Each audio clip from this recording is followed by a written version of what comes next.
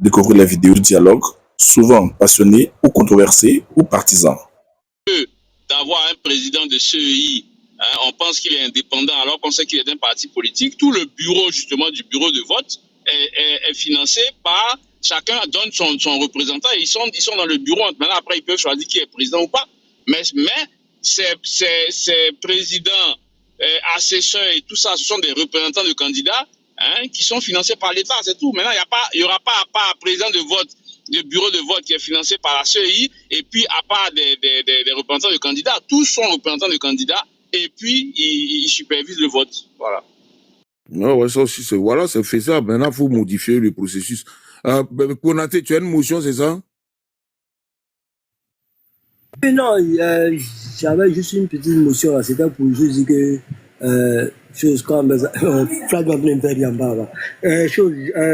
non mais actuellement là, si que les choses se déroulent bien, normalement la provision de jeu Kélé doit être bonne parce que actuellement on n'a que 2 partis politiques, donc normalement il me dit que ça, si tout se déroule bien là, bon, à part c'est les micro-partis là qui vont venir se chauffer au PDCI et puis au RADP. Voilà, donc normalement on peut continuer avec ça. Ouais, c'est une très bonne chose, c'est une très bonne proposition. Là au moins ça permet aux partis d'avoir, même si c'est pas des gens de leur parti, mais d'avoir des gens choses dehors là-bas, dans les zones où ils n'auraient pas forcément de ce représentant dans les bureaux de vote. Merci. Ouais, mais en tout cas, c'est une très, très, très bonne proposition. Moi, je crois que les partis politiques, s'il y en a qui nous écoutent, il faut qu'ils s'en saisissent, faire la proposition, comment on appelle ça. Maintenant, laisse le parti au pouvoir va accepter ça. Parce que, en tout cas, ça, là, ça va empêcher la triche. Honnêtement, hein, ça va empêcher la triche. Tu peux pas, non. Moi, j'ai été président de bureau de vote. J'ai été assesseur. J'ai joué les deux rôles dans des élections. C'est quasiment impossible. Quasiment impossible. Comment ça se passe? Moi, le bureau de vote, pour tout vous dire, parce que ça remonte à longtemps, donc voilà, on peut le dire, on peut se confesser. Quand on ferme les bureaux de vote le soir, quand tu n'as pas de représentant, on sort le cahier où il y a comment on appelle ça, les votants. Le Konaté, son nom est là, il n'a pas signé à côté, on signe pour lui, on prend un bulletin, on met dans les urnes. Tchélé est là, il n'a pas signé, ça veut dire qu'il n'est pas venu voter, on signe pour lui, on met dans les... C'est là où on parle de bourrage des urnes là. C'est ça, hein, c'est ça le bourrage des urnes. Les bourrages des urnes, on prend pas juste et puis on signe bien, on fait le travail proprement. Mais là, c'est parce que ceci est possible, parce que tu n'as pas de représentants. Tu n'as pas de représentants, donc les gens font ça derrière toi. Flavio, vas-y pour ton temps de parole. Non. Bon, moi, en fait, des fois, Kaza, excuse-moi, mais des fois, je n'arrive pas à comprendre quand tu dis qu'on on peut pas tricher ou c'est difficile à tricher. Moi, je suis surpris. Je suis surpris de cette position-là et j'ai du mal à la comprendre. Hein? Sincèrement, très honnêtement, j'ai du mal à la comprendre. Alors, dis que si tu n'as pas de représentants, tu admets que quand on n'a pas de représentants, on peut tricher. Mais si tu as des représentants... Je n'admets pas, justement. Si on admettait là, pourquoi... Quand on n'a pas de représentants, on peut tricher. Mais je ne peux pas admettre ça. Mais pourquoi? Mais j'ai dit, c'est pour ça. Pourquoi on laisse pas l'organisation au ministère de l'Intérieur? C'est pour éviter tout ça, là. Donc c'est un processus. Comme tu sais très bien, Flavio, tu sais très bien que la tentation est grande. Quand il n'y a pas de représentant, quand il y a une faille, là. Hein, les gens, ils vont tenter de tricher. Maintenant, tu peux pas me donner un seul exemple où les gens, ils ont eu des représentants, à part l'histoire d'Achabé, encore une fois, j'ai dit qu'il est fausse. À part ça, là, donne-moi un bureau de vote dans lequel... Mais pourquoi les gens n'arrivent pas à gagner Cocody depuis? Pourquoi ils n'arrivent pas à gagner Plateau? Non, mais ces exemples que tu prends là, excuse-moi, hein, dans tous les pays là, il y a des endroits qui font exception. Bon, ok. Donne-moi des exemples dans les bureaux. J'ai dit, il y a des endroits qui font exception. Voilà. Coco dit, c'est quand même une Je élite. suis d'accord avec toi. Ok. Maintenant, Voilà. toi, donne-moi l'exemple Toi contraire. aussi, c'est pareil. Donne-moi les exemples contraires où il y a eu des représentants, des candidats, et puis les gens ont triché là-bas. Dans tous les cas, moi c'est que moi, le fait même que tu acceptes ou que tu reconnais que le processus là est très, j'allais dire, permissible et permet un certain nombre de dérives, notamment de la triche, moi ça me va. C'est-à-dire que moi ce que je veux pas entendre c'est que c'est difficile de tricher. C'est ça que j'ai du mal. Parce que ce n'est pas difficile de tricher, puisque les gens trichent. Ce n'est pas difficile de tricher. Quand tu prends les endroits où les gars sont candidats uniques, où tu dis non, là ils sont candidats uniques, il n'y a pas de représentants. Mais quand tu es candidat unique là, même si 2 personnes vont voter, tu gagnes. Mais quand tu es obligé de faire en sorte que tu aies 99, quasiment 100% de taux de participation, mais ça montre l'état d'esprit des gens. Ça montre l'état d'esprit des gens. Parce qu'une élection où tu es candidat unique là, en théorie, tu n'as même pas besoin de tricher. Puisque une seule personne va voter, tu as gagné. Mais les gens trichent quand même pour faire croire que tout le monde avec eux, ils font en sorte d'avoir des taux de participation avec un électorat quasiment à 100%. Tu vois? Donc, c'est l'état d'esprit. Et puis, je te rappelle que les présidents des bureaux de vote, les assesseurs, tout ça, c'est des militants. C'est des militants de partis politiques. C'est des gros militants de partis politiques. Donc, l'impartialité, là, elle est en cause. Donc, s'ils ont la possibilité, c'est-à-dire que dès qu'ils ont la possibilité de tricher, ils trichent. Moi, ça me surprend même pas. Moi, je trouve que l'état d'esprit même des Ivoiriens, c'est ça qui pose problème. Cette facilité à tricher, là, c'est un gros souci. Voilà. Les gens ne veulent pas accepter la vérité des unes comme elle est, même si c'est en leur défaveur. C'est ça qu'il faut changer. Voilà, il faut arriver à expliquer aux gens que la démocratie, c'est bien ça. C'est-à-dire que laisser les gens s'exprimer, quand ils se sont exprimés là, traduire leur vote comme il est, pas chercher à le modifier. Pour moi, c'est ça. Parce que toutes les, j'allais dire, tous les arrangements étatiques que vous prenez là, mais ça ne règle pas le problème de fond. Le problème de fond, c'est l'honnêteté des gens qui font les élections. Est-ce qu'un militant de parti politique, quand il est engagé dans un tel processus-là, il doit aller au-delà de son, j'allais dire, de son instinct primaire qui tend à privilégier son camp et dire ce que le peuple a décidé et faire ressortir la vérité des unes. Pour moi, c'est ça la question. Voilà, parce que on n'aura jamais la possibilité d'avoir des représentants partout. Excuse-moi, dans les zones où le président Alassane Ouattara fait 100% là, moi-même, si on me donne même 100 000, 200 000 d'aller être représentant d'un opposant là-bas, je vais pas. Je vais pas aller. Parce que c'est risqué. Voilà pourquoi tu te trompes. Parce que non, je vais pas y aller parce que c'est risqué. Kaza, je vais pas y aller parce que je vais mettre ma vie en danger. Tu le sais très bien. Je vais mettre ma vie en danger. C'est moi qui vais venir perturber, empêcher les gens de faire les 100%. Non, ce discours là, non, c'est pas vrai. On met ta vie en danger. On met ta vie en danger comment? On met ta vie en danger comment? Non, faut arrêter ça. Attends, excuse-moi. Dans une localité où le président fait 100%, ça veut dire que les représentants là, ils vivent pas dans le coin. On va les téléporter. Parce qu'ils vivent pas dans le coin.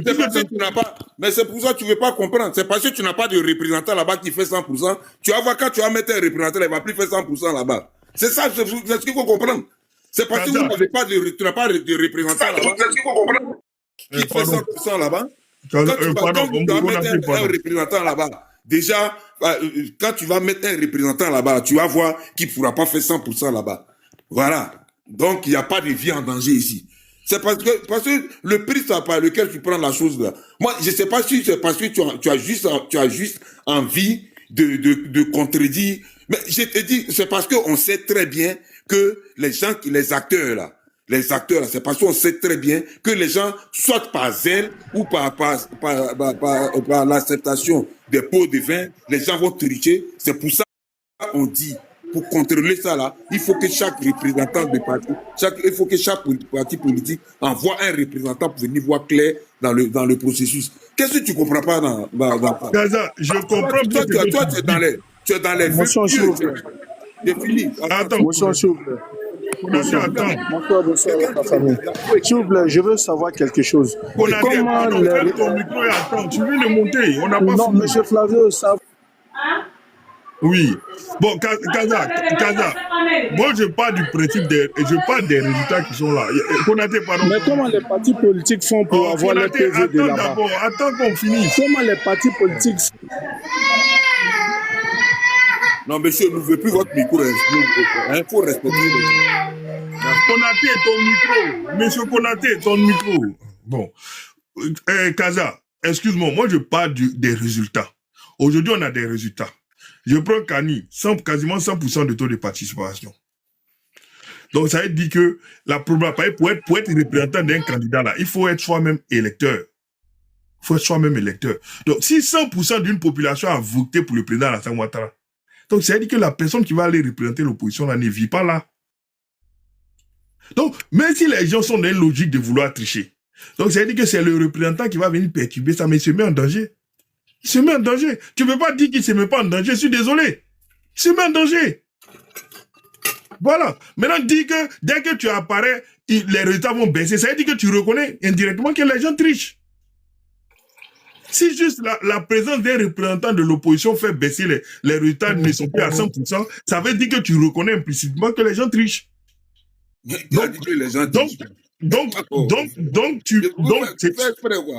j'ai dit donc, et évidemment que si tu vas empêcher les gens de tricher, mais tu vas te mettre en danger, tout simplement.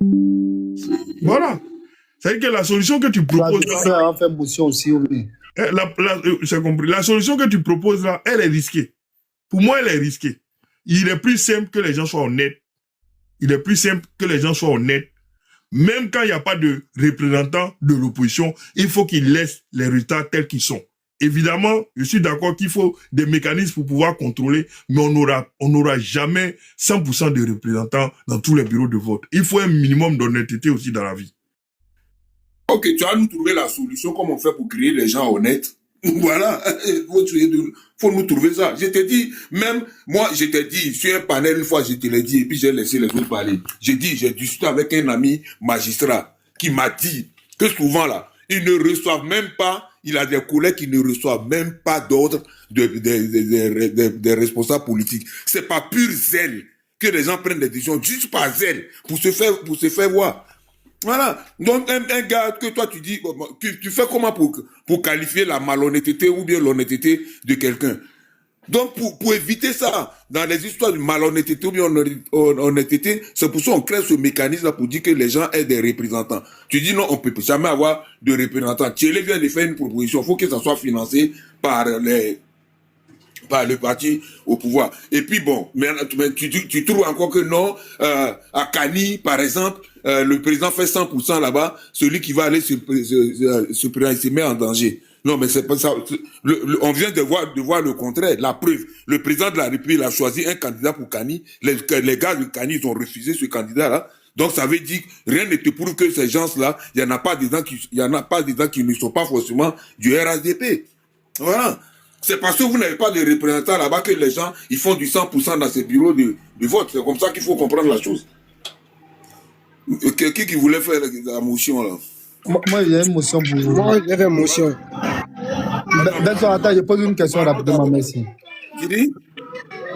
Non, je parlais à Komobé. Flavio, moi, j'ai une question pour toi. J'espère que tu vas bien. Moi, je veux savoir, dans ton intervention, tu disais que tous ceux qui sont dans les bureaux de vote ont un parti politique. J'aimerais savoir, tu veux qu'on mette qui dans les bureaux politiques? Deuxième question, quelles sont tes propositions ou tes solutions pour ne plus qu'on fraude? Merci. Si c'était moi qui avais en charge l'organisation des élections là, je pense que moi en tout cas en ce qui me concerne, j'aurais fait la liste de tous les fonctionnaires dans les coins et puis faire un tirage au sort. Faire un tirage au sort et celui qui est tiré, c'est lui qui est président, ainsi de suite. Et puis c'est eux qui vont organiser les élections. Voilà. J'allais introduire du hasard là-dedans. Parce que, honnêtement, ceux qui sont aujourd'hui présidents et puis assesseurs là, ce sont des militants actifs. C'est ça même qui est la bêtise de notre système. On ne peut pas prendre des gens qui sont politiquement trop engagés pour être les arbitres. Ça n'a aucune rationalité. Ça dit que des gens, Saleh a expliqué par exemple que le président de son bureau là, c'est j'allais dire, c'est le communicant de son adversaire. Comment ça c'est possible? Ça dit que celui qui doit signer le résultat définitif là, c'est le représentant, c'est le communicant, pardon, en chef de ton opposant. Tu vois? Donc, le système est pourri. Voilà. Moi, je te dis, ma solution, c'est ça. Fais la liste de tous les fonctionnaires, on fait un tirage au sort et on les réquisitionne, ils organisent les élections et puis on avance. Voilà. Il n'y a plus la corruption à la fonction publique. Hein. Non, j'ai dit c'est ma proposition. Au moins, oui, ça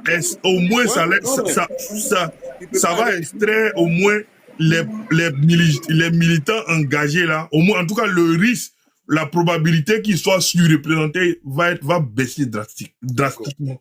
Voilà. Tu vas aller choisir. Tu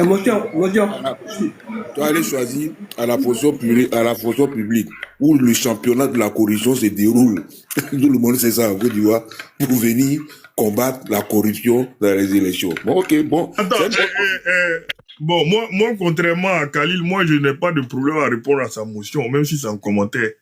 Alors, je répète, le hasard que j'ai introduit là va réduire significativement la probabilité que moi, je sois tiré.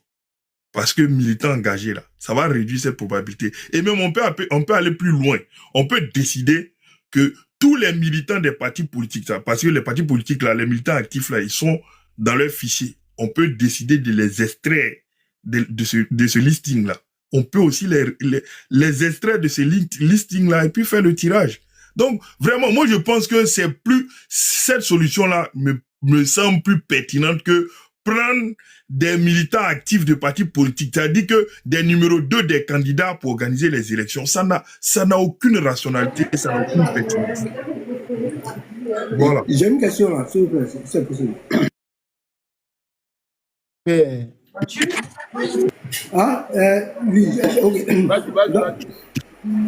Ok, non, je voulais d'abord de Mme Flavio. Kone Katina là, il est fonctionnaire, non?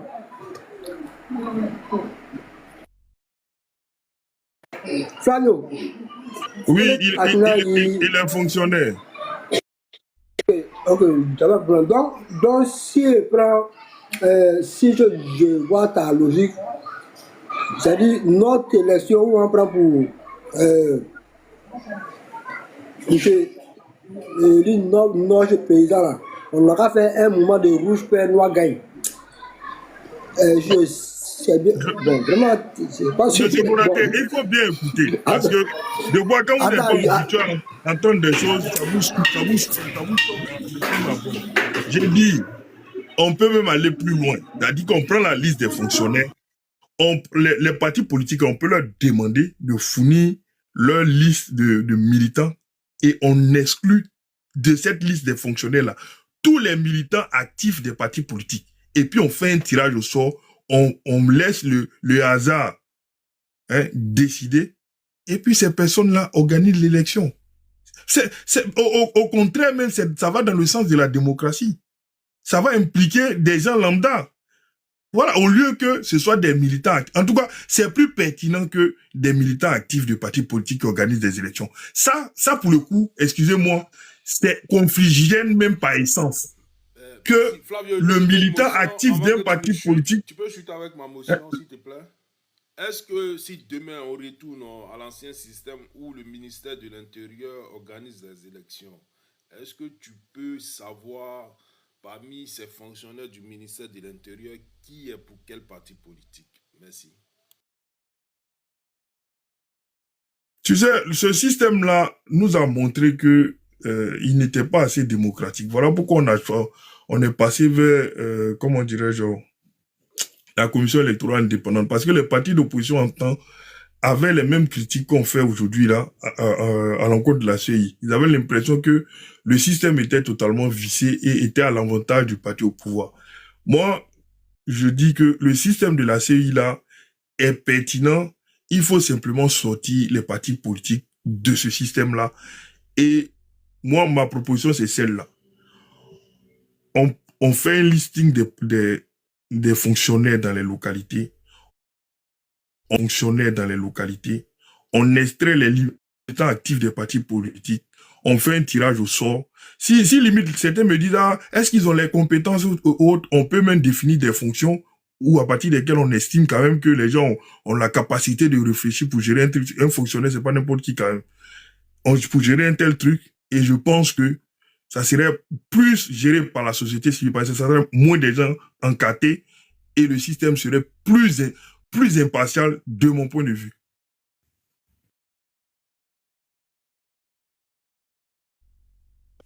Je vais prendre ma motion là. Vas-y pour ta motion. Ouais, vas-y. Ok, pas de souci. En fait, Flavio, il a chuté, il a commencé ce qui t'a chuté là. En réalité, ce que tu proposes là, sera pire même que ce qu'elle a taillé. Il y a 20 ici, attends, on y écouter. Ce que tu proposes là, ça va être pire que ce qui existe actuellement. Parce qu'il faut savoir quelque chose. Les militants des partis politiques, les sympathisants sont plus nombreux, sont 10 fois, 100 fois plus nombreux que les militants actifs. Donc déjà même, le fait même que tu vas faire un tirage au sort là, tu peux avoir un parti politique qui va avoir plus de représentants sans le savoir. C'est-à-dire que une part, ce que tu avait dit, ce qui a financé déjà le système qui est derrière là, on dit que les représentants des bureaux politiques, au lieu que ce soit des gens qui sont choisis par la CEI, ce contingent-là est formé par les partis politiques directement. Chaque parti politique propose son représentant. C'est-à-dire les gens qui sont dans l'élection proposent leurs représentants. Quand ils vont proposer leurs représentants, au lieu de payer les gens des bureaux constitués par la CEI, ceux-là, quand ils vont représenter les partis politiques directement pour suivre les élections, en même temps, ils sont des représentants, ils viennent à un cap de CEI, mais en même temps, ils sont là pour suivre aussi les élections pour ne pas qu'on puisse voler les partis politiques. Cela est encore mieux par rapport à ce que tu dis, parce que les sympathisants sont assez nombreux. Comment tu fais pour savoir qu'une personne ici n'est pas affiliée à un parti politique parce qu'il ne milite pas dans ce parti politique? Comment tu le fais pour le savoir? C'est qu'un peu sympathisant d'un parti politique sans avoir carte de militant ni rien. Et puis sans jamais revendiquer qui fait partie de ce parti politique. Lui-même, Flavio, il n'est pas du PDC. Mais si on va faire le tirage au sort, qu'on le prend, on le prend lui là. Il va agir pour quel parti? Ok, bon. Je vais répondre à ça. Au fait, bon, Benson, déjà, le système tel qu'il fonctionne là, moi et toi, on est dans une élection. Je prends, par exemple, Academia, qui est mon supporter numéro 1. Acomia, pardon, qui est mon supporter numéro 1. C'est lui qui est le président du bureau de vote. Je répète, moi et toi, on est dans une élection. Acomia, pardon, excuse-moi d'avoir coché ton nom, qui est mon supporter numéro 1. C'est-à-dire que celui-là même qui est là à me défendre partout là, c'est lui qui est chargé d'être le président du bureau de vote et le président de la CEI d'organiser les élections, pas de la CEI locale, j'entends. Et c'est lui qui est chargé d'organiser les élections. Donc, comment tu veux que une telle personne qui est partisane, qui est clairement partisane là, comment tu veux que cette personne-là puisse être impartiale? Comment? C'est pas possible. Donc, je dis, moi, ma proposition, c'est celle-là. On prend la liste de tous les fonctionnaires ivoiriens. Alors, tu me dis que les sympathisants sont plus nombreux. Mais excuse-moi, le hasard fait bien les choses. Le hasard, là, il va faire que la probabilité d'avoir, j'allais dire, 100% de partisans du RADP dans un bureau de vote, là, et en président d'une CEI locale, là, sera faible. C'est statistique. C'est faible. C'est faussement plus faible que le système actuel. Donc, ma proposition est simple. On fait le listing de tous les fonctionnaires. On prend la liste des partis politiques. Les militants actifs, on les extrait de cette liste-là. Et on fait un tirage au sort pour choisir le président de la CEI, les assesseurs et tous ceux qui vont organiser l'élection. Je pense que ce système-là sera plus juste et plus impartial que le système auquel on assiste actuellement. Le système auquel on assiste actuellement, là, j'allais dire, est objectivement insensé. C'est objectivement insensé. C'est-à-dire que on se met dans une situation où des partisans doivent être impartials. C'est difficile pour certains. Surtout dans nos cultures, là. C'est difficile pour certains d'être impartials. C'est difficile. Flavio, une fois qu'on a mis ton système en place, là, les partis politiques, là, ils peuvent dormir tranquilles sans envoyer de représentants dans les bureaux de vote. Je n'ai pas dit qu'on n'a pas de représentants de partis politiques. On peut avoir des représentants de partis politiques, mais ça n'a rien à voir avec ceux qui organisent l'élection. La difficulté qu'on a aujourd'hui, c'est que ceux qui organisent l'élection, ceux qui sont les acteurs majeurs, sont des militants. Et j'allais dire de dernier degré des partis politiques. C'est ça la difficulté qu'on a. Ouais, mais je t'ai dit, voilà. Je t'ai dit, militant ou pas militant, si tu as un représentant, parce que tu vas finir... Le représentant, il ne participe pas à l'élection. Lui, il ne fait que surveiller. Il est là, il regarde ce qui se passe. C'est tout. Voilà, il ne fait que surveiller, c'est tout. Il ne participe pas. Ouais, il ne fait que surveiller. Oui. Il est ton représentant. Les triches là, il est là pour venir te dire que voilà, ils ont triché ou pas. Donc maintenant, quand tu finis de trier, de tirer tes fonctionnaires au sort et que on les dispatche partout, donc je te l'ai dit, j'ai dit, la corruption là, ça existe. Et la tentation là, c'est clair. Quand le gars va venir dans un bureau de vote, fonctionnaire, tiré sur le volet ou pas, il vient et lui propose de l'argent pour dire non, il faut bourrer les unes, pour moi, il lui donne l'argent. Parce que je ne sais pas comment ce gars-là va refuser. Donc, fonctionnaire, trié ou pas là, je dis, aujourd'hui là, le véritable problème, c'est les représentants des candidats dans les bureaux de vote. Et j'insiste là-dessus. J'ai dit que si tu as des représentants dans les bureaux de vote là, il est quasiment impossible de tricher. Vous n'allez pas me donner un seul exemple où un candidat a ses représentants dans tous les bureaux de vote. La preuve, quand regarde toutes ces élections, quand on reprend les élections, on les reprend là. Celui qui a gagné en premier là, très souvent, dans 99% des cas, c'est lui qui regagne encore.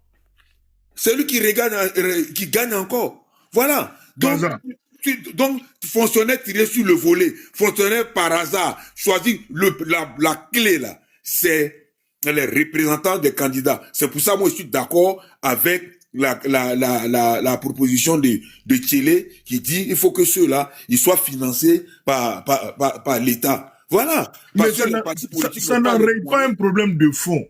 Kaza, le problème de fond que tu veux forcément ignorer. Les gars. Oui, vas-y, on te goûte. Au chuter après, il va parler.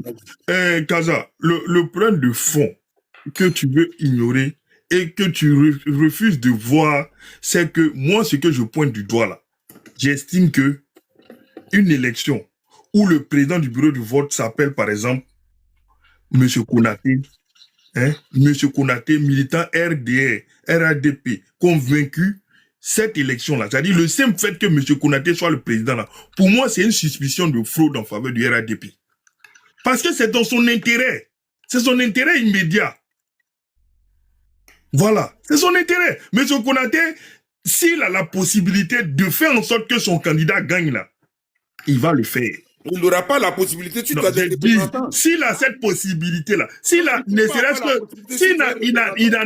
0,0001% de chance de pouvoir infléchir le résultat dans le sens de son parti, il ne va pas hésiter. Non, donc, pour lutter contre ça, je pense que il est plus sain que ce soit des fonctionnaires. Et je pense que la probabilité, ça encore c'est des stats, je pense que ça pourrait être vérifié facilement.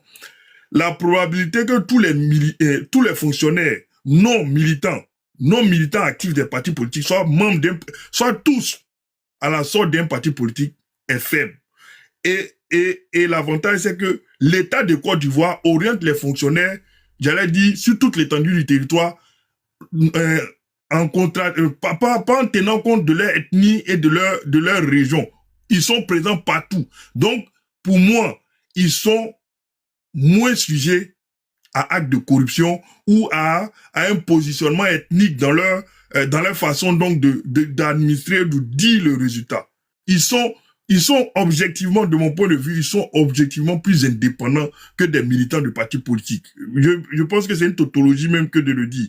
Des militants de partis politiques, présidents de CI locales, œuvrent pour leur camp. Bon, je ferme mon micro. Merci. Bon, Khalil, vas-y, mais je dis un truc, hein, les fonctionnaires n'ont pas de chef de service, hein, et ne peuvent pas avoir de chef de service militant. Voilà. Bon, vas-y, Khalil. Voilà, moi rapidement, bonsoir à tous rapidement. Je pense que dans la vie, vous savez, dans la vie, là, c'est comme ça partout, hein, c'est un invariant. On propose des solutions pour régler un problème. Et donc, comment est-ce qu'on sait que le maître est bon? C'est quand il répond effectivement à traiter les problèmes identifiés. Je dis, en quoi est-ce que un Kevin Thiam, ou on m'a dit, bon, je ne peux pas dire d'autres noms qui me viennent à l'esprit rapidement, je ne sais pas moi, ou bien, je vais dire, un Mr. King par exemple. On dit Mr. King a été choisi pour présider la CEI, au tirage au sort. Comment est-ce que, déjà que moi je vois ici, ils vont avoir confiance en son indépendance, comment? Il n'est pas aussi un fichier pour les partis politiques. Tu ne vois pas une solution qui va même sourire. Comment un parti politique qui est conscient, qui est intelligent, moi PDCI, moi PPACI, moi RHGP, tu dis dans ma liste de mes militants pour ne pas que ceux-là soient dans les bureaux de vote. C'est normal, je vais réduire ça au maximum. Sans même compter les sympathisants. Mais je vais réduire ça au maximum puisque c'est déclaratif. C'est moi qui déclare. Il n'y a pas de moyen pour savoir si c'est déclaratif ou c'est faux. Voilà. Disrat TV, un truc qui sonne là. Voilà. Donc je ne sais pas quoi. Pourquoi est-ce qu'on va dans tous les sens? Le problème qui est là, que vous ne pouvez pas toucher du doigt là, c'est pas un problème de CEI, quoi que ce soit. Maintenant, on pose une question de savoir, le président de la CEI locale là, il a quel pouvoir? Quel pouvoir est-ce qu'il a pour pouvoir influencer les résultats? Voilà la question qu'il faut se poser. On parle, mais non. Toucher les problèmes du doigt, on le crier, d'accuser, c'est fatigant.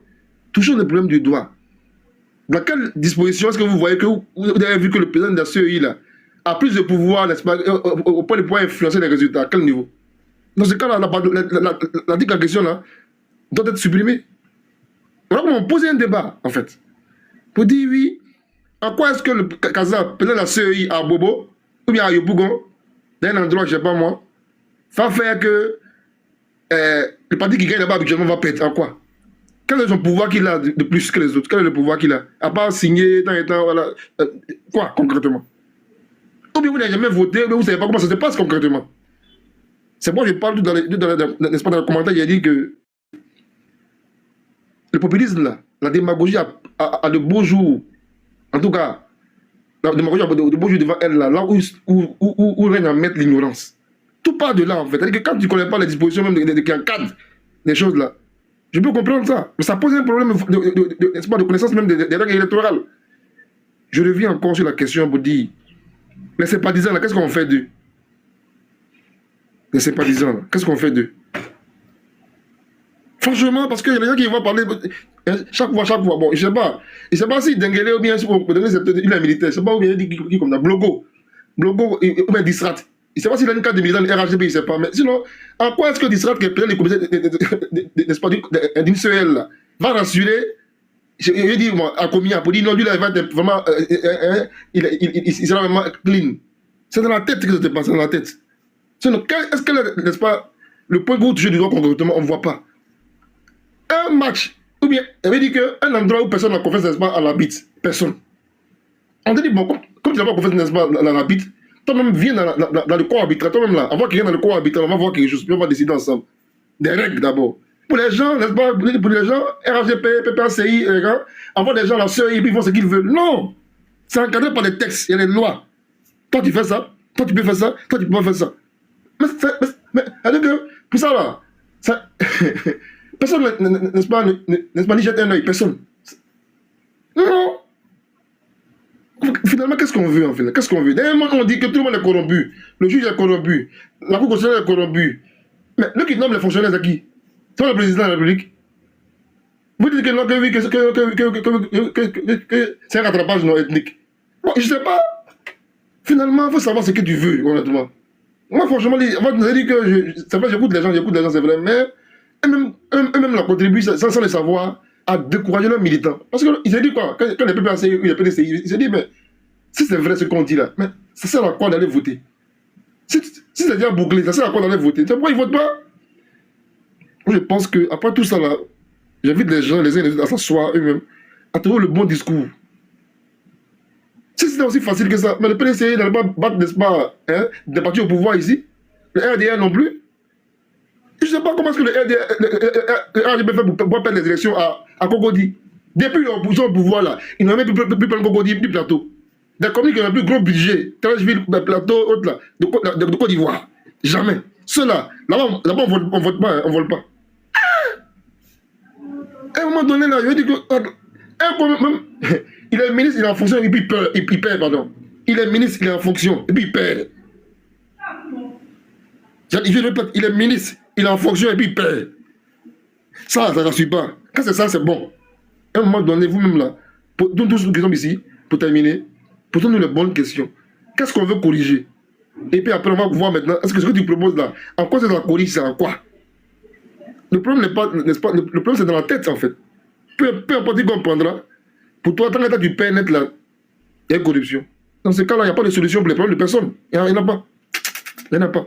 Fonctionnaire, c'est l'homme qui nomme. Lui qui va faire tirer le sort, c'est l'homme qui le nomme. Mais oui, non, à chaque fois, il va y avoir cette discussion-là en fait. À chaque fois, tu dis oui, je pense que, mais apporter des éléments de preuve concrètes, palpables. Kali, Il m'arrête là. je te coupe 30 secondes. Le fonctionnaire qu'on va tirer au sort là, il peut avoir un chef de service RHDP et tu es sûr que quand son chef de service PDC ou bien RHDP va lui donner des ordres là, lui il va pas respecter ça. Kaza, les fonctionnaires là, qui les recrute? Flavio là, c'est très intéressante. Bon, Kaza, les fonctionnaires là, qui les recrute? c'est l'État. C'est l'État. Attends, Kali va finir, puis tu vas prendre. Maintenant, voilà, l'État non? L'État là, qui envoie les gens pour aller les recruter?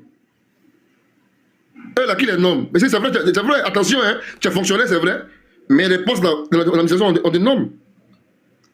Voilà, dans l'administration, on nomme. Tu es immatriculé fonctionnaire, c'est bien, bravo, bonne arrivée, welcome. Mais pour être directeur ici, mais pour être chef de service ici, là, c'est non, c'est une nomination. Donc lui qui va faire ça là-haut, on va un gars, n'est-ce pas, grade, n'est-ce pas, nouveau arrivé, c'est dit, attendez, franchement, il veut dire que moi, donnez vous-même là, hein, il dit que, bon, ok, je m'arrête là, quoi, pour qu'on puisse continuer la discussion. Bon, vraiment, merci. Vraiment, là, on est dans le débat de fond. Hein. Et, bon, déjà, au football, je vais faire l'analogie du football. Au football, là, si la Côte d'Ivoire affronte le Burkina, on va jamais prendre un arbitre de la Côte d'Ivoire pour arbitrer. Même si l'arbitre est génial, mais on estime simplement que parce qu'il est ivoirien, il y a un biais. On estime ça. Et en Côte d'Ivoire, certains trouvent normal que un militant d'un parti politique, deux fois numéro 2 ou communicant d'un candidat, soit le président du bureau de vote. Ça ne vous choque pas. Vous ne trouvez pas que ça, c'est pas très pertinent. Alors, tu dis non, regardons le processus, où est-ce que ça m'aide pour pouvoir faire des propositions. Mais moi, je trouve que là, ça m'aide. Le fait que le représentant d'un parti politique soit le président, c'est-à-dire que celui qui est militant là, il doit être indépendant. Ne serait-ce que par l'analogie du football, tu vois que ça ne tient pas. Ça ne tient pas. Maintenant, concernant ma proposition, concernant les fonctionnaires, mais évidemment que tu peux trouver des exceptions, tu peux trouver, j'allais dire lever des exceptions, pas trouver, lever des exceptions. Mais crois-moi, par rapport au système qui est là, si on fait la liste des fonctionnaires, on extrait les militants du parti politique et qu'on tire au sort là, crois-moi, le président de cette CI-là, locale, et ses assesseurs seront infiniment plus indépendants et plus impartiaux que le modèle qu'on a. C'est ça la question. C'est de faire en sorte que ceux qui organisent l'élection soient plus impartiaux pour ne pas qu'on les accuse de renverser les résultats. Maintenant, Kaza me parle des menaces comment dirais des chefs de service, mais ça n'a rien à voir. C'est un tirage au sort. Est-ce qu'il est le seul? Est-ce que les 3 ou 4 personnes qui seront tirées là seront pro un camp? Je ne dis pas que les personnes qui ont tiré n'ont pas de convictions. Ils ont des convictions, c'est sûr. Mais ça va créer un équilibre. Et même si ça crée un déséquilibre, là, la proportion des déséquilibres là, dans la liste de tous les bureaux des centres de CI locaux sera infiniment insignifiant dans la masse. Parce que le hasard fait bien les choses. Le hasard ne reproduit pas le même schéma, non. C'est que c'est pas du hasard. Voilà. Bon, maintenant, concernant, attends, je finis par ça simplement. Okay. Concernant la question de Khalid pour dire que qui nomme les fonctionnaires? Évidemment, déjà ils sont pas nommés.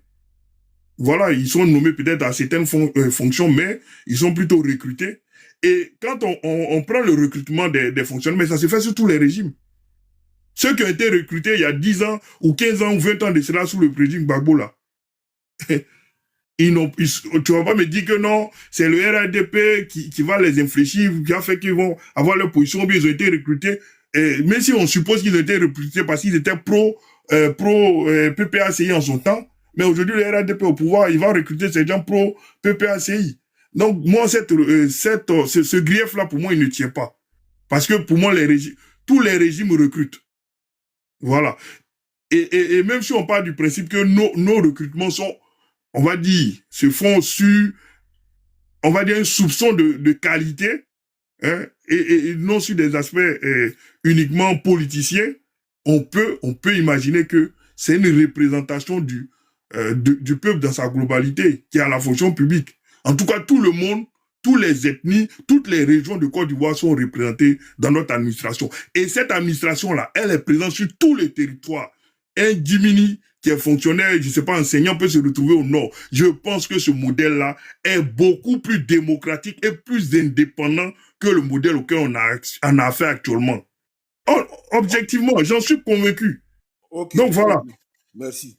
Moi, j'ai une question à te poser. En fait, tu es tombé dans le piège, les 2 pieds joints dans le piège d'Assalé Timokou. Toi-même, tu dis que tu nous parles de ces minorités. Dis-moi, est-ce que tu as fait, comment on appelle ça, est-ce que tu as fait une analyse fine sur les 22 000, il y a combien de bureaux de vote, Khalil, s'il te plaît?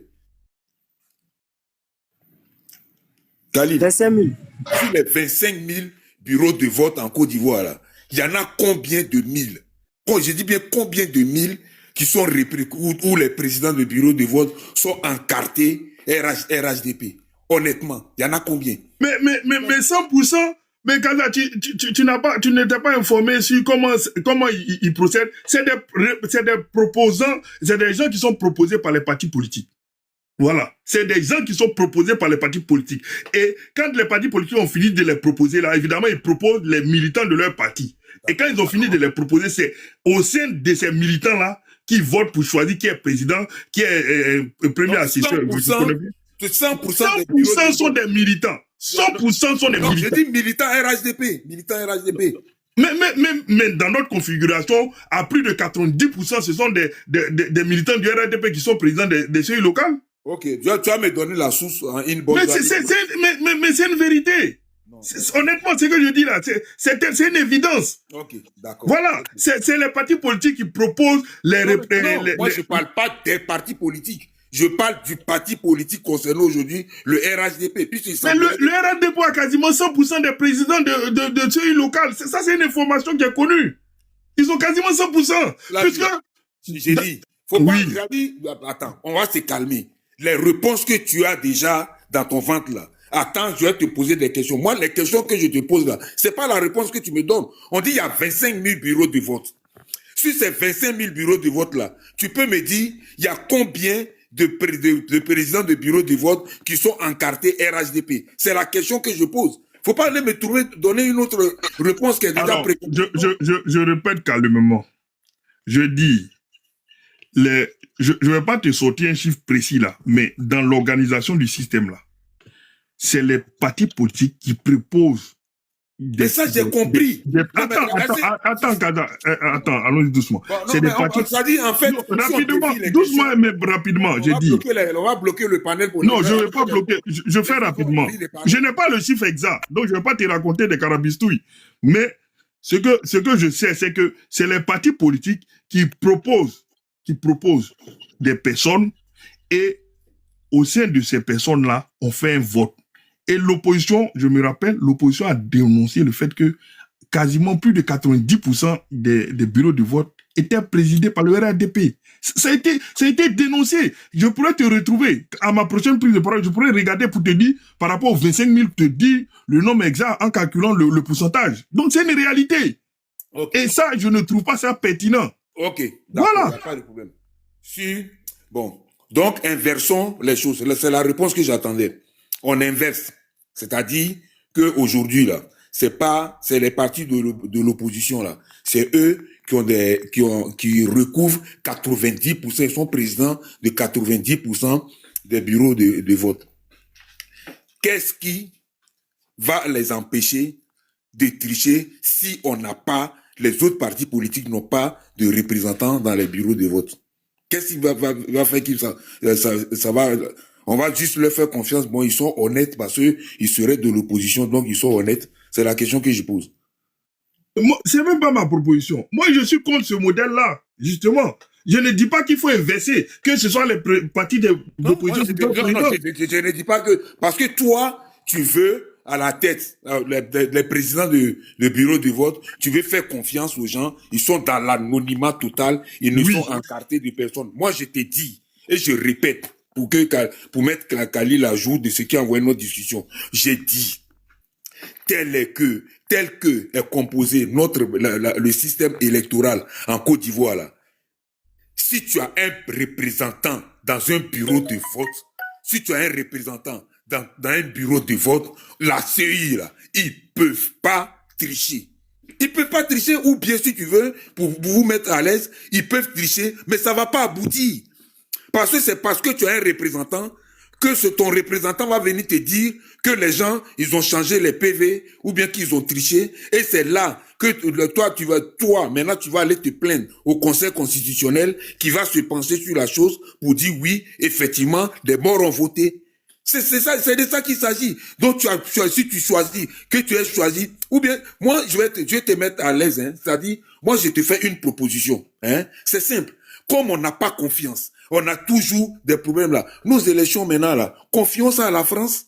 C'est-à-dire quand il y a élection qui arrive là, on prend des plans.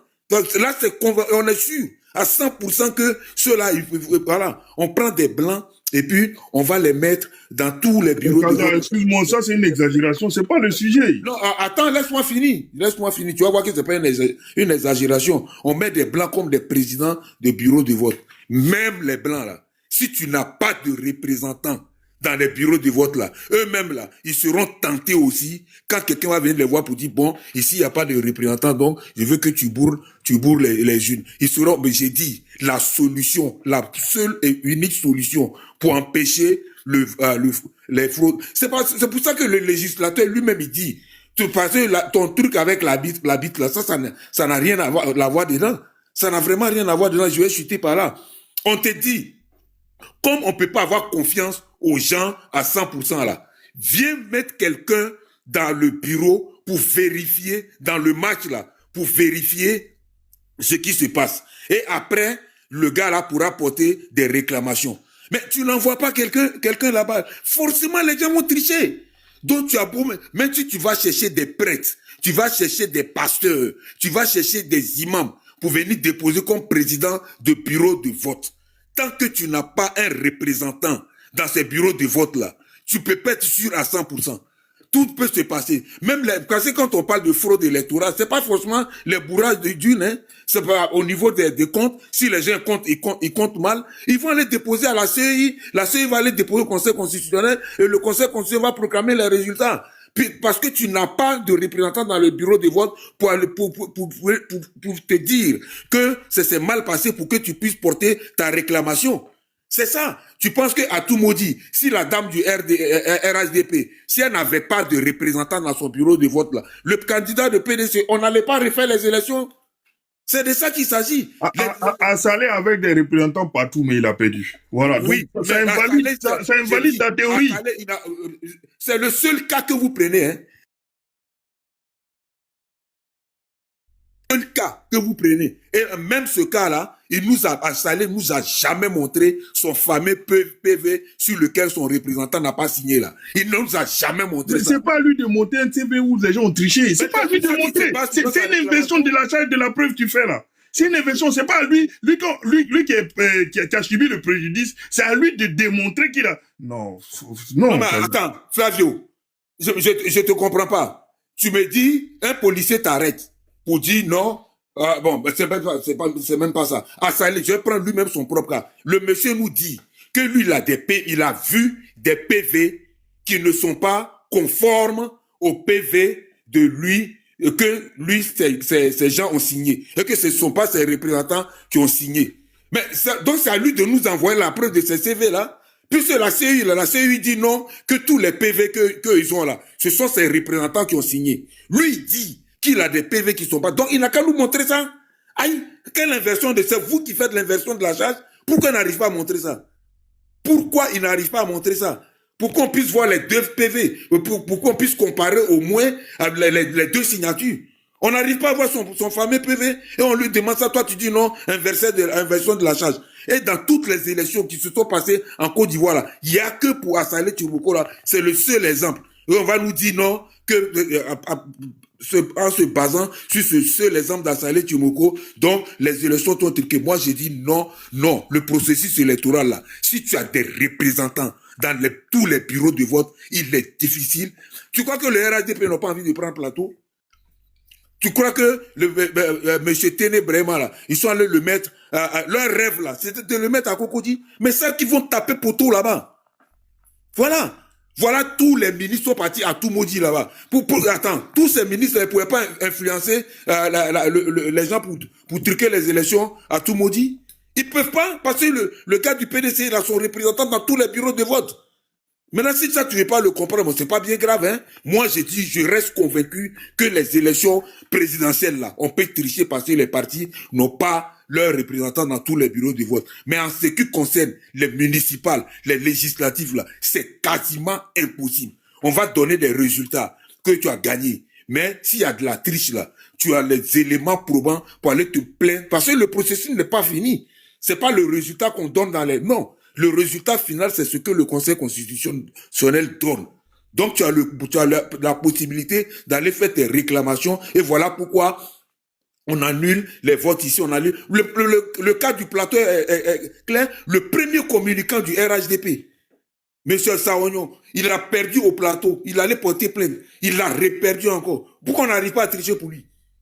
Pour lui, là, on n'arrive pas à la technique qui consiste à pouvoir tricher, là. Pourquoi on ne peut pas utiliser ça pour tricher pour lui? Des ministres. On n'arrive pas à trouver cette technique-là pour tricher pour les ministres? Non. Moi, j'ai dit, il faut rester comme focus sur ça. Vous voulez gagner les élections, vous ne voulez pas qu'on triche, il faut avoir des représentants, absolument des représentants dans tous les bureaux de vote. Sinon, si vous n'avez pas de représentants, les gens vont tricher. Je le répète et je termine par là. Moi, j'ai été président du bureau de vote, je sais comment le processus se passe. Tu n'as pas de représentants, les gens s'ils veulent tricher, ils vont tricher. Voilà. Merci. Oui, Kada, il y avait une motion, hein.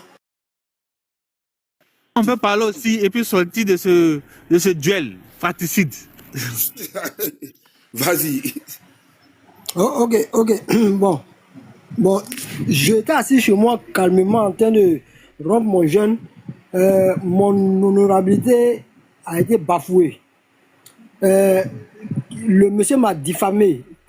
Flavio m'a diffamé. Il dit que moi, je serais... comment ça, quelqu'un de pas très honnête, parce qu'il dit que comme je suis un aide patenté, donc moi je vais truquer dans les élections.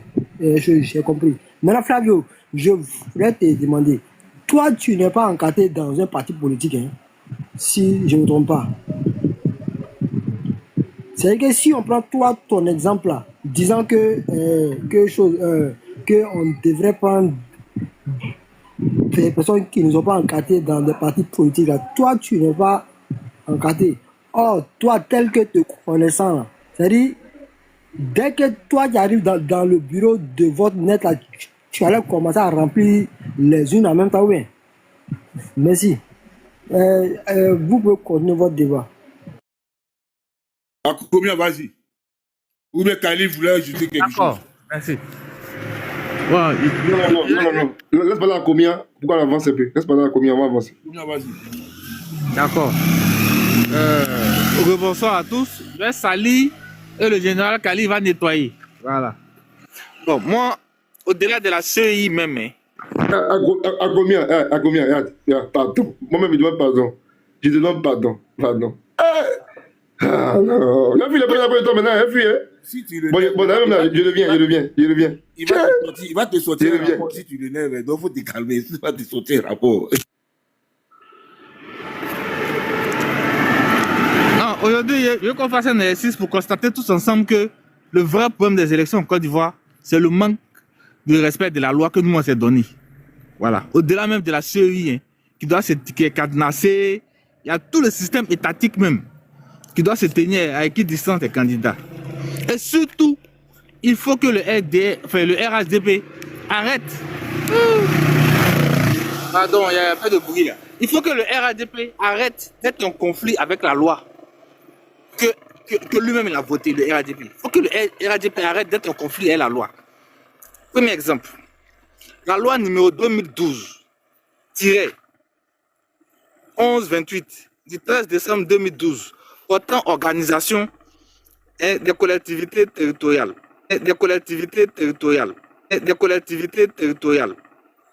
Cette loi explicite comment est-ce que les collectivités doivent être organisées. On avait ce matin un excellent échange avec le sénateur Cissé. Il nous expliquait effectivement les prérogatives de chaque collectivité. En fait, il faisait référence à cette loi-là. La loi est claire. La loi a dit que c'est les mairies qui doivent construire les écoles, c'est les conseils régionaux qui doivent construire les collèges et lycées. C'est les conseils régionaux qui doivent construire les centres de santé et autres. En d'autres termes, ce sont ces entités-là qui doivent avoir les moyens pour faire ça. Mais l'administration centrale a bloqué les moyens en haut là-bas. C'est-à-dire les prérogatives sont en dessous et les moyens sont en haut. Vous pensez que c'est fortuit? C'est pas fortuit. Une loi qui est là depuis 2012. Jusqu'à aujourd'hui, en 2026, elle n'est pas appliquée. Vous pensez bien qu'il faut exprès. Quand je parle, on dit j'ai la complotite. Oui, il faut exprès. Voilà. Je ne suis pas avare. Quand je pense qu'il faut exprès. Pourquoi il faut exprès? C'est pour tenir ce genre de discours-là à chaque élection.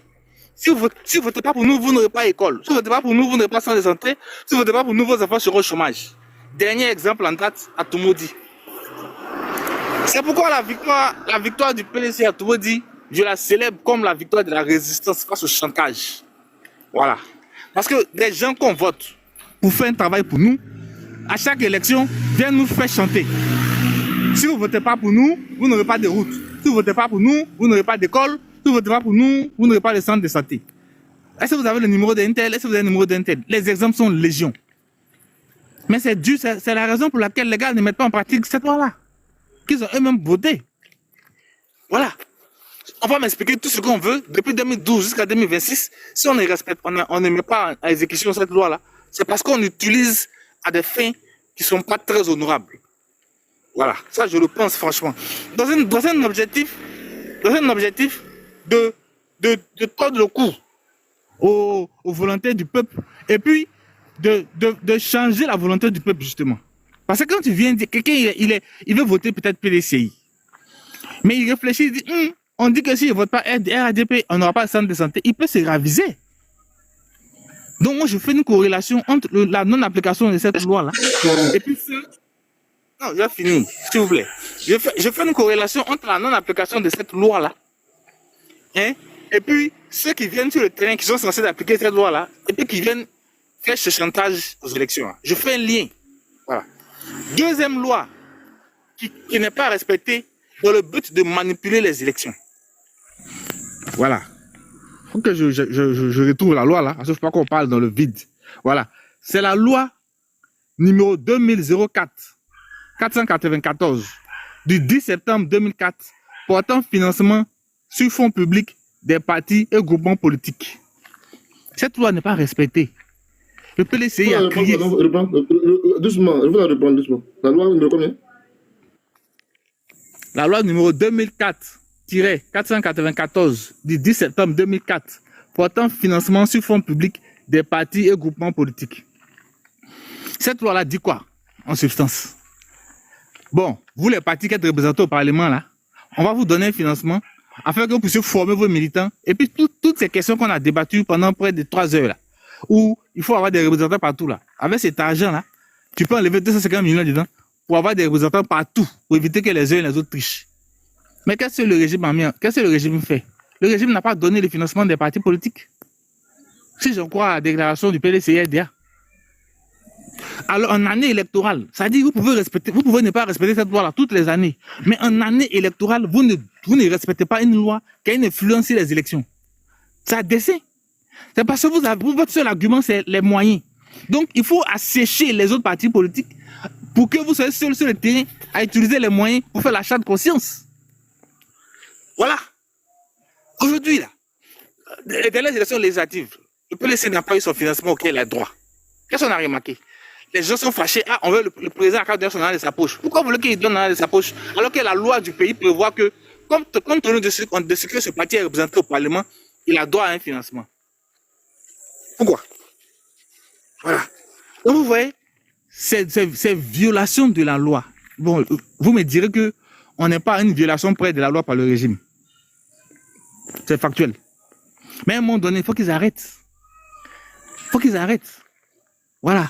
C'est de la au-delà même du côté oui, ils veulent contrôler la CEI, ils utilisent, ça dit, tous les moyens à leur disposition. Ils utilisent, s'il faut violer la loi, ils la violent. S'il faut contourner la loi, ils la contournent. L'un dans l'autre. Chaque fois qu'il y a les élections, ils se mettent en situation où ils sont en suffisance financière et les autres sont affaiblis et ils n'ont même pas honte. Parce qu'une fois, on va dire, c'est un lapsus. 2 fois, on va dire, c'est une erreur. À combien, excuse-moi. Je vais chuter. Tu vas avoir le temps. La loi numéro 2012. Non. Je ne vais pas parler, je vais juste la référence de la loi que tu as donnée au début, là. 2012-1128, combien? C'est ça, non? 1128, non?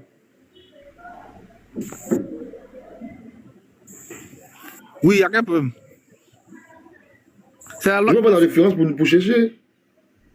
Oui, mais tu tapes sur Google la loi portant organisation des collectivités territoriales, là, en Côte d'Ivoire. Tu vas me dire si la loi... Je vais m'assurer que c'est la même loi. Oui, c'est de cette loi-là que je parle. La loi qui prévoit que c'est les mairies qui doivent construire les écoles primaires, que c'est les conseils régionaux qui doivent construire les lycées-collèges. Il y a une loi qui prévoit ça, non? Voilà. Comme je t'ai dit, je connais ta technique. Je fouille là. Je fouille, mais je ne trouve pas, en fait. Non, je ne te crois pas. Tu as tapé sur Google et puis tu n'as pas trouvé ça? C'est la loi, je ne te crois pas. Je connais ta technique qui consiste à chercher une petite faille. Non, attends. C'est la loi numéro 2012-1128. C'est tout ce qu'il voulait. Merci beaucoup, mon frère. C'est tout ce qu'il voulait. Bon. D'accord. Quoi? Non, je connais ces méthodes, en fait. C'est-à-dire que dans le fond, il n'a pas d'argument. Il essaie de chercher dans la forme un lapsus ou un truc, et puis il va construire tout son argumentaire dessus pour ne pas répondre aux questions. Il a fait le coup hier. Non. Faut pas faire comme ça. Non. C'est pas qu'on lit, on dit c'est vrai, mais faut pas faire ça. Quand même. Je pense que je suis quand même naturellement j'ai au moins une once de probité quand même. En fait, je vais m'assurer que le texte que tu lis là, c'est ce que j'ai en face de moi. Ce que j'ai demandé, j'ai même lu ce qu'il y a devant moi. J'ai lu 2012-1128, non. J'ai demandé ce qu'il y a devant moi là, j'ai lu le début. M'assurer que tu dises oui, c'est tout. Hein? Donc, ne prends pas tout en mal, frère, ne prends pas tout en mal. J'ai même lu la loi de vendredi, est-ce la loi 2012-1128? Je voulais avoir un oui. Pourquoi tu continues? Donc, pas forcément avoir des a priori, quoi, c'est pas bon. Vas-y. Bon, je sais même plus où j'en étais. Je pense que j'ai dit l'essentiel de mon propos. Voilà. Moi, ma théorie est simple. Les élections, là, le RADP, les cadenas, que ce soit par les institutions, que ce soit même dans l'exercice, dans l'application ou non de la loi. Et je suis un peu découragé, je suis un peu déçu des citoyens ivoiriens. Parce que, au-delà même de se battre pour savoir qui va être à la CEI, il faut se battre, il faut s'indigner de ce que ceux-mêmes qui sont censés être des exemples en matière de respect de la loi, ne respectent pas la loi. Et là, vraiment, le général Khalil, là, je bénis le Seigneur, qui me répondent en toute sincérité. Est-ce que la loi là est respectée, oui ou non? J'ai cité 2 lois. Si c'est 2 lois qui sont ensuite utilisées pour manipuler les élections, est-ce que ces 2 lois-là sont respectées? Voilà. Merci. Ok. Même motion. Hein. Ouais, va. Non, je ne vais pas parler longtemps. Ma motion, j'ai dit une question en fait. Juste pour m'assurer encore. Non, attends. Donc, tu vois, à combien? Il faut m'aider. Khalil, excuse-moi 2 secondes. Konaté, moi, je vais bouger. Hein. Donc, après la motion de Khalil, je te laisse la modération. Ok, il n'y a pas de souci. Khalil, vas-y. Voilà, non, je ne veux pas faire une intervention, non. Parce que moi, quand on me donne des références, d'abord, il les exploite. C'est-à-dire que 2 questions. La première question, c'est-à-dire que la loi numéro 494 du 11 septembre 2004, là, portant le financement des partis et groupements politiques, là. Donc, tout à l'heure, il a invoqué cette loi-là, et il dit que le PDC n'aurait pas eu de financement en 2025. Maintenant, l'argument qu'il a, c'est de dire qu'il y a un parti politique qui dit qu'il n'a pas eu d'argent. C'est ça seulement ta seule preuve, c'est ça? Si c'est oui ou non, qu'on veut savoir. À part ça, tu n'as pas d'autres éléments de preuve pour dire qu'effectivement, ça n'a pas été payé. C'est tout, hein. Ça d'abord, première question. Mais montre-moi un autre endroit où il peut vérifier la bonne foi du parti politique. Non, c'est pas à moi de démontrer d'une autre manière. Je demande d'abord, est-ce que, à part ça, tu n'as pas d'autres éléments. C'est tout. C'est partout, je ne l'ai pas vu. Et je n'ai pas vu les démonstrer. Merci beaucoup. Donc, ok. Donc, on retient qu'à part ça, tu n'as pas d'autres éléments. Je poursuis. Ma seconde question, c'est de dire, il faut m'aider franchement sur ce côté-là. La loi que tu viens de convoquer, la loi 2012, 11-28 du 13 décembre 2012, là. Moi, je suis vraiment alerte et très alerte. Si tu peux me donner plus ou moins l'article qui traite de cette question-là, parce que honnêtement, je ne la retrouve pas. Voilà, honnêtement. Je suis attends de faire la page 25 sur 35. Je continue, mais je ne trouve pas. C'est vaste, en fait. Donc, je veux savoir concrètement, c'est quel article là qui dit que... Parce que c'est vrai, on le dit, mais je veux comprendre quoi, en fait. La partie qui dit que la gestion des lycées, tout là, revient actuellement là, au moment où... T'as dit quand même là, à la mairie, non? À la mairie. Donc, je veux comprendre quoi. C'est vrai, mais c'est une difficulté pour moi. Préciser les écoles.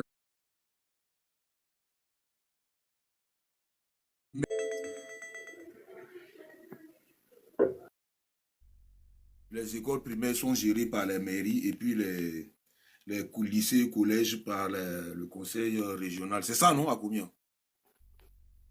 Exactement ça. Comme nous a confirmé le sénateur ce matin, le sénateur président de la commission des finances. Le sénateur n'a pas dit ça ce matin. Ouais. Le sénateur... Non, laisse tomber, Kaza. Non, il ne faut pas l'aider, Kaza. Pardon. Faut pas faire ça. On n'est pas constitutif. Si elle dit un truc qui est problème, il faut l'aider. Laisse comme ça. Eh, Kaza, tu aimes ça, hein? Faut pas l'aider, laisse tomber. Quand il a parlé, on dit que non, il m'a dit sur lui. Il y a témoin. Voilà. Et puis encore, bon, ok. Donc, cette loi-là, que toi tu as trouvé là, ma culture là, c'est quel article de cette loi-là qui dit ça? Et je fouille, je ne vois pas. Donc, ça, s'il te plaît, dans ma motion, il faut m'aider sur ce côté-là.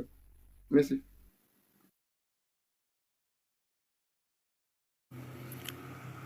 Bon, je rentre à la maison et vérifier. Hein. Mais comme vous dites que le sénateur n'a pas dit ça, moi j'ai entendu l'honorable Assalé Tchemoko le dire aussi. Ou bien lui aussi, il n'a pas dit ça. J'ai entendu Ado dire que Thiam n'est pas le président. Donc, c'est vrai. Le débat est clos. Mais j'ai entendu Ado dire que... Non, attends. J'ai entendu Ado dire... Attends, je termine. Je termine, s'il te plaît. J'ai entendu Ado dire aussi que le président n'est pas parti politique. Attends. J'ai entendu... Tu vois, non? Je demande simplement une chose pour la culture. Des panels là, c'est pas forcément gauche, droite, précis. Non, souvent on apprend. Ce matin, là, je Flavie, on a appris beaucoup de choses. Souvent, tu as assez une note. La culture. Ta propre culture, c'est important. Ce matin, tu as appris une chose. Grâce à toi, je sais que oui, un député, on dit honorable. Un sénateur, on dit vénérable. Grâce à toi. Ça, il n'y a pas de honte dedans. Donc, comme tu dis que tu n'es pas encore à la maison, donc on est encore là-haut. Donc, merci beaucoup, Kaza, j'ai fini. Je suis arrivé à la maison. Concrètement, qu'est-ce que tu veux? Tu dis quoi? Que ce n'est pas la loi ne prévoit pas que c'est les mairies qui fassent les écoles primaires. C'est ce que tu dis. Je n'ai pas dit ça. Non, à combien tu es fort? C'est des questions. Non, parce que j'ai l'impression, en fait, tu ne réponds pas aux questions. Tu vois, non? Tu tournes tout. Je dis, pas ma question. Non. Non, mais je ne veux encore, pour l'instant, aucune affirmation. Tu as agité. Je dis, je demande. Tu as dit que la loi de 2000, tu as dit la loi numéro 2012-1128 du 13 décembre 2012, là, que ça prévoit effectivement que les mairies doivent gérer les écoles primaires, puis les autres là. Ça, c'est vrai. Donc, moi, je veux savoir, ça devant moi, je fouille, et puis là, tu m'achètes, attention, l'article 152 même, je ne vois pas. Donc, je veux savoir de quel article là qui dit ça pour ma culture. Maintenant, tout à l'heure, tu as voulu dire que ce matin-là, le vénérable César avait dit que, bon, bref, là, il t'a aidé, c'est pas grave, c'est pas grave. Ça, c'était le coup de massue, mais bon, c'est pas grave, il t'a aidé sur ce côté-là, c'est pas grave. Sinon, effectivement, il n'a pas dit ça. Ce matin, il n'a pas dit ça. Ce matin, il n'a pas dit. Donc, pour être plus sérieux, pour ma culture, il faut m'aider pour ma culture. Pour ma culture. Comment? J'ai pas compris? Ça va dire pour ma gouverne. J'ai pas compris? Qu'est-ce que le vénérable a dit ce matin? Le vénérable, il a pris exemple. Khalil, excuse-moi, il a pris exemple. Kaza. Ouais. Il veut s'échapper, Kaza. Laisse tomber. Il veut s'échapper. Quand tu vas poser le but du débat aussi. Pose question, le grand frère me répond, tu dis tu veux pas. Non. Ou bien non, tu m'as attends. Tu arrives à la maison, tu m'as dit, tu dis, Khalil, tu veux quoi? Ce que je veux, il faut m'aider à trouver la disposition qui dans la loi là, qui dit que, qui a dit ce que tu dis là, qui dit ça dans la loi là, c'est tout. Tu arrives à la maison, non? Cherche ça. Un préalable avant qu'il n'ait pas dans ma question aussi, c'est ça? Comment? Tu as posé ta question, il dit, je suis venu chercher. Donc moi, j'ai posé une autre. Tu dis quoi? Le préalable avant que lui ne me réponde, c'est que moi je te réponde, c'est ça en fait. Ça va être un préalable dans la mesure où ma question est d'abord précédé la sienne. À quoi est-ce un préalable en quoi? Ça veut rien dire en français. Comme tu dis, pourquoi on me répond? C'est ça, la partie, je n'ai pas tout compris. Non, Khalil, je dis, attends d'abord. Khalil, laisse-le lui donner la réponse et puis il va te donner l'article et puis comme ça on va avancer. Voilà, donc à combien j'ai dit le vénérable ce matin, il a pris l'exemple. Quand il parlait des collectivités là, il dit en France par exemple, c'est les lycées, comment on appelle ça? C'est les mairies, c'est les communes. Il n'a même pas cité mairie, il dit c'est les collectivités qui gèrent les écoles. C'est ce qu'il a dit. Et c'est moi qui, à la suite du débat, je crois avec Khalil lui disait, là le vénérable n'était même plus en ligne. Khalil disait que comment est-ce que tu fais un programme, tu prévois des écoles et puis tu as venu confier ça aux mairies s'ils ne vont pas saboter. Et donc c'est moi qui répondais à Khalil en disant qu'en France ça se passe très bien parce que les écoles primaires sont gérées par les mairies et les lycées et collèges gérés par les régions. Voilà. Donc voilà, c'est bien ça, non, Khalil? Affirmatif. Voilà. Mais moi, je ne sais pas, hein. L'honorable, là, toi ou moi, on ne peut pas être informé. Tu sais, dans la vie, il faut toujours être vraiment modeste dans tout ce que tu fais. Lui, il a cité une loi fondamentalement. J'ai même insisté encore, il a voulu me ridiculiser. Il a dit non, je pose donc des questions. Il s'est calmé, Dieu merci, il l'a calmé. Il dit il a levé là. Donc, tant qu'il ça dans la loi, on ne sait pas. Dans ça, après de quand il a quitté, j'ai dit franchement, j'ai un jeune frère qui m'a informé. Il m'a édifié sur cette loi-là. Et puis, ensemble quand même, on fait les panels. Mettre personne sur le RHDP, pourquoi cette loi soit appliquée? Parce qu'à partir de cette loi-là, cet article-là, il a fait un complotisme. Il dit oui, il ne veut pas appliquer ces choses parce que c'est pas une... Bref. C'est trop long. Voilà. Moi, je suis méthodique. Donc, je fais confiance. Pour l'instant, je n'ai pas dit c'est faux parce que ça, là, il ne sait pas. Il a fait une affirmation, donc il puisse m'éclairer. C'est tout ce que je veux. J'ai fini.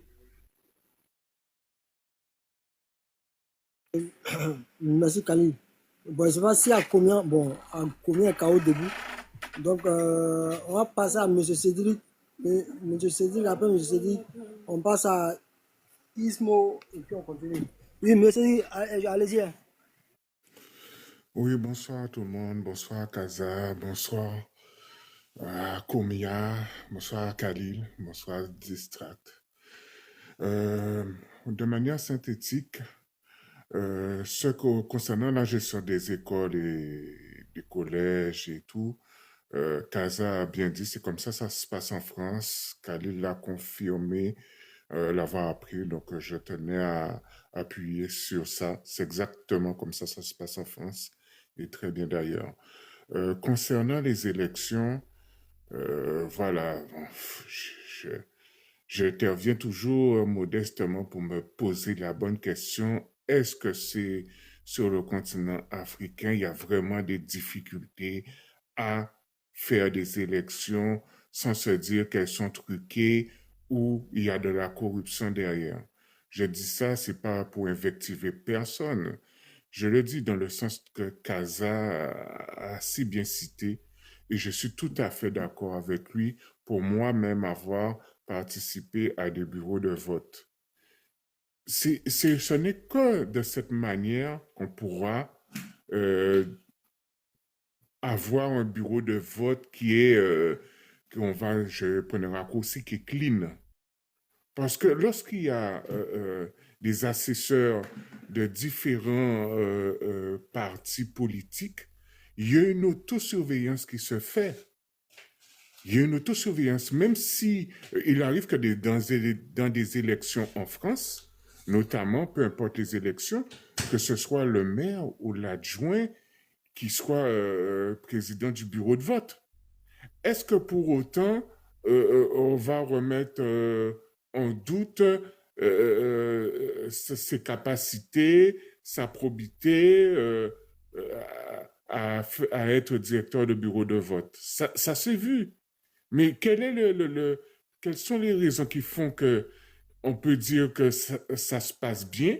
C'est qu'il y a des militants de chaque parti qui sont à différents niveaux, à différents postes, et à travers leur poste d'assesseur, il arrive même qu'ils tournent au cours de la journée. C'est-à-dire celui qui contrôle les identités, un moment, au cours de la journée, il tourne, ce sera un autre qui va prendre sa place, celui qui émerge, qui va aller à ceux qui émergent et qui signent, il est là, au bout d'un moment de la journée, ça tourne, et c'est comme ça. Donc, c'est une surveillance avec différents assesseurs qui sont de différents bords politiques qui font qu'il y a une autosurveillance dans ce bureau de vote. Après, qu'on les paye ou pas pour qu'ils puissent, chaque parti décide de mettre un budget pour qu'il y ait un militant dans les bureaux de vote pour surveiller. C'est possible. C'est possible. Hein? Pourquoi pas? C'est une proposition. Mais même en France, ça se fait de manière bénévole. C'est juste un témoignage. Hein? Ça se fait de manière bénévole. Moi, j'y ai été de manière bénévole pour un parti à l'époque qui m'avait plus ou moins enrôlé. Et on y va de manière bénévole. Je n'ai reçu pas même un centime. J'y étais, voilà. Et il arrive même que même des membres du parti politique fassent le tour. J'ai vu les membres de tous les partis politiques passer faire le tour dans le bureau de vote pour savoir si tout se passait bien. Voilà, il y a certains qui votaient de ce bureau de vote, d'autres non, mais qui font le tour. Ils jettent un coup d'œil, ils regardent, ils observent pour savoir si tout se passe bien. Ce n'est que comme ça qu'on pourra arriver à un vote, on va dire, un vote, on va dire, sans corruption, sans... Du moment qu'il y a un représentant de chaque parti dans un bureau de vote, je pense que tout devrait bien aller. Kaza le dit si bien, il se tue à le dire, et je pense qu'il a une expérience aussi qui le pousse à le dire. Faudrait observer ça, faudrait mettre balle à terre et dire, et vraiment se poser sur cette question. Lorsqu'on parle de fonctionnaire, je suis désolé encore, le seul but d'un fonctionnaire, c'est de veiller à ce que la position dont il est là, qu'elle soit pérenne, et voire mieux, qu'il prospère dans son rôle de fonctionnaire, et puis que tout se passe bien. Si demain il doit changer de patron, comme on dit, s'il y a un autre parti qui vient au pouvoir, il n'est pas assuré d'être tranquille. Pourquoi l'autre parti peut amener d'autres personnes à sa place éventuellement? Et je dirais même, admettons, un moment on a fait allusion aux fonctionnaires sur l'ère Gbagbo qui sont devenus fonctionnaires, et voilà, aujourd'hui ils sont là et le RHDP est arrivé au pouvoir. Mais je peux retourner la question en disant, mais vu que le président a augmenté les fonctionnaires actuellement, vont-ils pas pencher pour celui qui a fait des augmentations, Même si c'était sous l'air Gbagbo qu'ils ont été, mis fonctionnaires, est-ce qu'ils vont pas changer leur vision politique? Donc, l'histoire de mettre des fonctionnaires, même tirés au sort, pour moi, c'est la pire des solutions. Ce que Casa propose, c'est très bien. Il faudrait qu'il y ait plus de représentants dans les bureaux de vote et voir à travers les militants s'il n'y a même pas des bénévoles pour éviter un coût encore supplémentaire au parti. Ouais, c'est ça que je voulais dire. Non, Merci. excuse-moi, Konaté, j'ai complété le truc de Cédric. Bon, les fonctionnaires qu'on va tirer au sort, là, si au dernier, ils disent, est-ce qu'on a demandé leur avis? Est-ce que les fonctionnaires nous ont dit que eux, ils ont envie d'aller travailler dans un bureau de vote? Ou bien on va les obliger? C'est un pays communiste. Tu dis quoi? Bon, j'ai l'impression que c'est moi on veut attaquer, donc je vais répondre. Bon, vraiment ça là, Voilà, faut faire ta motion en même temps, c'est bon. il y a des dispositions de loi qui peuvent permettre ça. On peut décider de réquisitionner les fonctionnaires. Je ne pense pas que ça, on a besoin d'être dans un État communiste pour faire ça. Bon, c'est un peu caricatural comme toujours. Je dis, le système tel qu'il fonctionne aujourd'hui, il ne marche pas. Voilà, le système tel qu'il fonctionne aujourd'hui, là, on a des 99 vues. Je ne sais pas, quand je dis ça, je ne sais pas si les gens se rendent compte de la fraude que cela peut potentiellement représenter. Sur 33 000 électeurs, on a eu dans une ville, ou une ville, c'est ça, Kani notamment, 99,88% de taux de participation. C'est-à-dire que quasiment tout le monde a voté. Tout le monde a voté. Et vous trouvez qu'un tel système, ça fonctionne, on doit le conserver. Parce que tout ce que j'entends là, c'est que le système fonctionne. Il n'y a rien à faire, il faut continuer avec le système. Non, le système ne fonctionne pas. Soyons justes. Le système tel qu'il est là, il ne fonctionne pas. Voilà. Il est totalement, j'allais dire, sujet à des soupçons de fraude massifs. Donc, il faut changer le système. Un système qui ne fonctionne pas, on ne peut pas le conserver. Mais vous, tout ce que j'entends là, vous critiquez ma proposition, mais le système que vous prônez là, il fait de militants de partis politiques des présidents. C'est-à-dire que des militants doivent être indépendants. Comment cela est possible? Bon, c'est la question que je vous pose. Comment celui qui est militant du RRDP, choisi par le RRDP pour aller siéger au sein de la CEI, comment ce dernier l'a fait pour être indépendant? Moi, c'est la question que je vous propose. Et on me dit, l'analogie que je fais avec le football n'a pas de sens. Mais moi, je suis surpris. Le football, là, ce n'est pas une compétition. Ce n'est pas deux équipes qu'on met ensemble et puis on leur dit, affrontez-vous. C'est une compétition. Il y a un arbitre qui est là. La CEI, son rôle, c'est un rôle d'arbitre. Pourquoi est-ce que la CEI, on ne prend pas, quand la Côte d'Ivoire affronte le Burkina, pourquoi on ne prend pas l'arbitre au sein de la Côte d'Ivoire pour arbitrer ce match-là? Pourquoi on ne prend pas l'arbitre au sein de la Côte d'Ivoire? Parce que justement, si on le prend, il y a un soupçon. Il y a un soupçon. On imagine que parce qu'il est ivoirien, il pourrait privilégier la Côte d'Ivoire. C'est aussi simple que ça. C'est pareil qu'un président de la CEI, militant du RADP, mais évidemment, il va privilégier le RADP. Qu'est-ce qui est compliqué à comprendre là-dedans? Sincèrement, je n'arrive pas à comprendre. Maintenant, la proposition que je fais, on me dit non, elle est démagogique, elle est populiste. Moi, je ne vois pas ce qu'elle est populiste. Oh, bien au contraire, c'est plus démocratique. Voilà. C'est plus démocratique. Ça ferait en sorte que tous les fonctionnaires non militants pourront présider une CEI. Mais le fonctionnaire là, il y en a qui sont rentrés sous Bédier.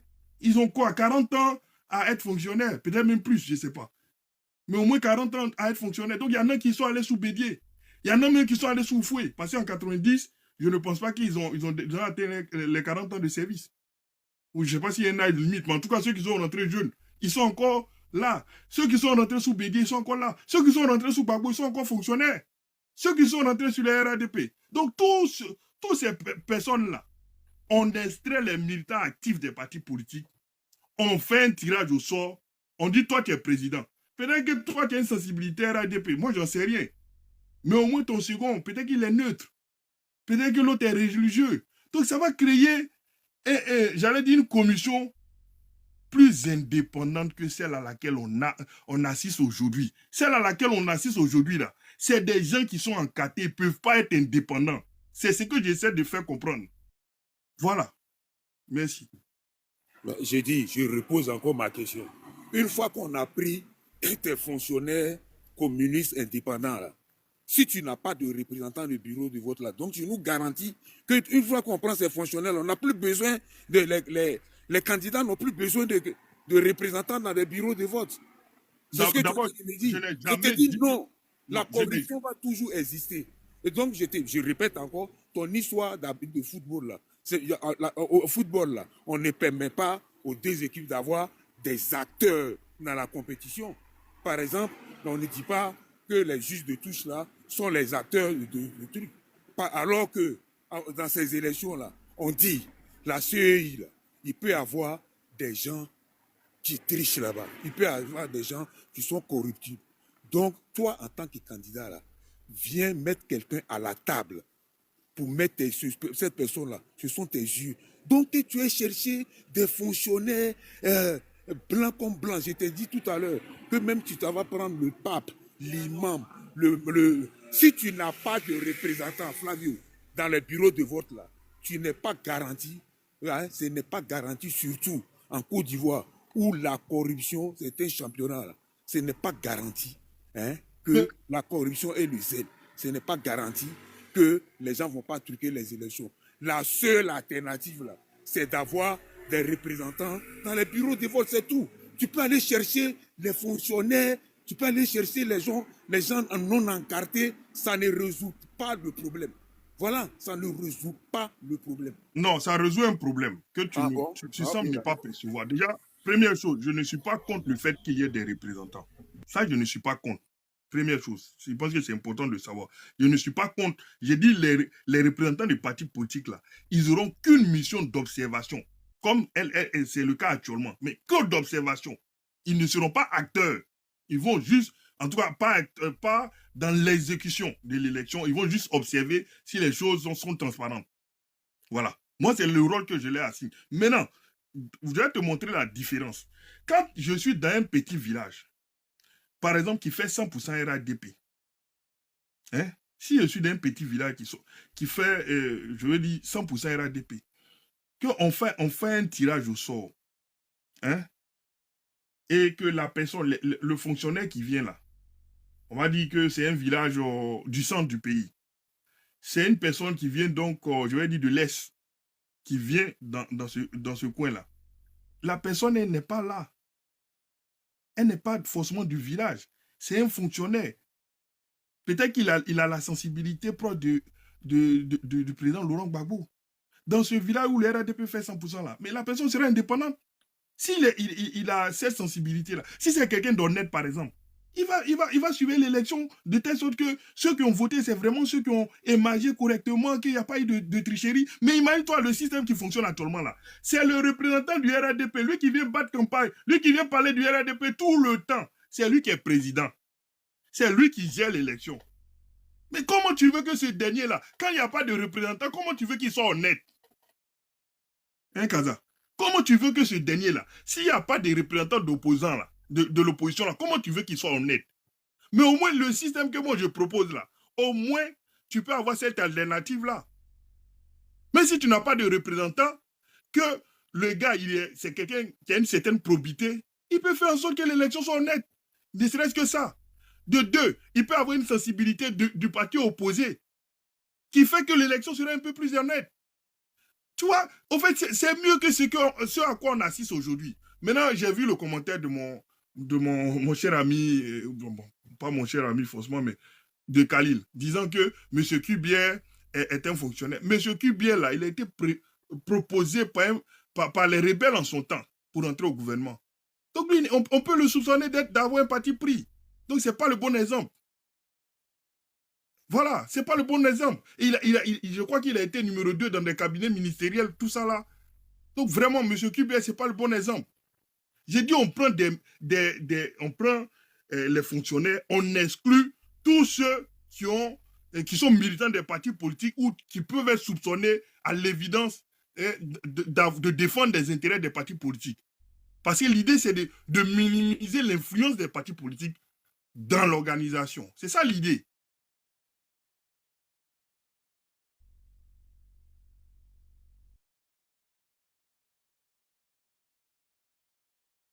Ismo demande la parole. Ismo, vas-y alors, parce que Oui, vas-y, Ismo. Comme Fabien ne finit pas de parler là, donc je ne sais pas c'est quand il arrête. Vas-y. Oui, merci. Bonjour tout le monde. Hein. Bonjour.